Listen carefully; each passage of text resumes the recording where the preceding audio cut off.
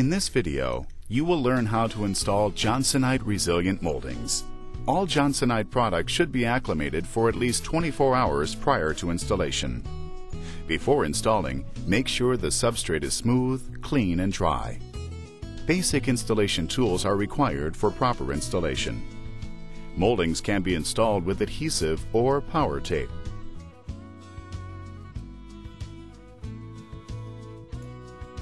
Measure the area and mark the track base to the appropriate size. Cut the track base to size. Mark the floor where the adhesive is to be applied and brush 945 contact bond adhesive to the back of the track and to the substrate. When the adhesive is dried properly, install the track base to the substrate. Roll the track with a small hand roller. Snap-in moldings must be installed with a track base. PVC track is adhered to the substrate with 945 contact bond adhesive. Metal tracks can be adhered or fastened with nails or screws. Measure the snap-in molding and add 1/4 inch to help compress the molding into the track base. Cut the snap-in molding to size. Start installing by tapping approximately 1 foot of each end into the track base. Continue the installation by tapping 2 to 3 feet at a time, alternating from end to end, angling the mallet head toward the starting point. When installing mitered corners, apply contact adhesive on the side and leg of the snap-in molding and the channel of the track. Install the corner by compressing both mitered pieces toward the corner.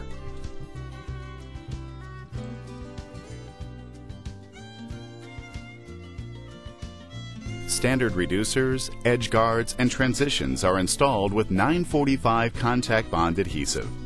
Measure the area and mark the reducer to the appropriate size.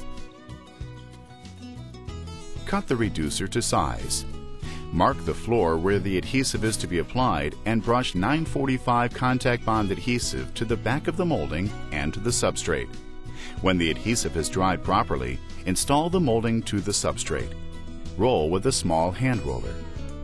When installing mitered corners, apply contact adhesive to both mitered pieces. Bring the 2 mitered pieces together to install the corner. Roll both pieces toward each other.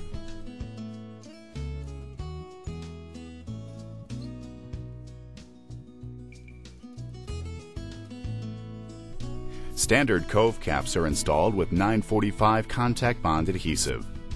Mark the wall surface where the Cove cap is to be installed. Snap a chalk line across the wall to use as a guide when adhering and installing the Cove cap. Measure the area and mark the Cove cap to the appropriate size. Cut the Cove cap to size. Apply 945 contact bond adhesive to the back of the cap and to the wall using the chalk line as a guide. When the adhesive is dried properly, install the Cove cap to the wall. Roll with a small hand roller. Install mitered pieces together. Roll both pieces toward each other.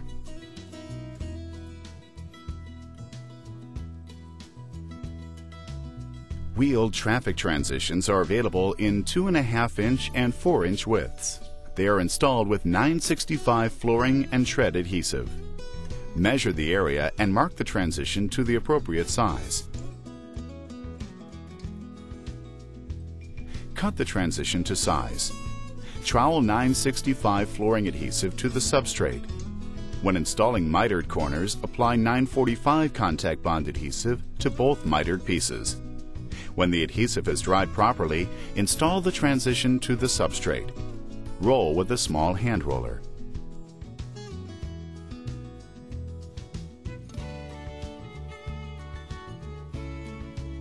Contour edge strips protect the edge of materials from 3/8 of an inch to 1/4 of an inch. After installing your 3/8 inch flooring material, cut the contour edge strip to size and form it to the flooring material by screwing it to the substrate. Some flooring materials will require the tabs of the contour edge strips be tapered with cementitious patching compound. By following the printed installation instructions and using this video as a guide, installation can be performed efficiently and professionally every time.